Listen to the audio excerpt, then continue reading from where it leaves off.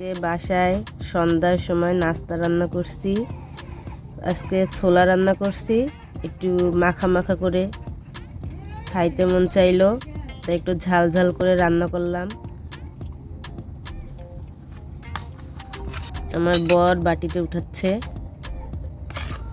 লেবু দিয়ে, তারপরে আমরা খাবো।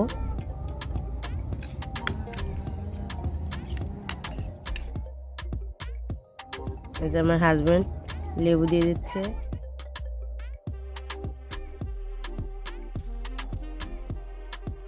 এই যে আমার বর খাওয়া শুরু করে দিছে। কেমন লাগতেছে? সেই সব আমরাও এখন খাবো। সবাই ভালো থাকেন, আল্লাহ হাফেজ।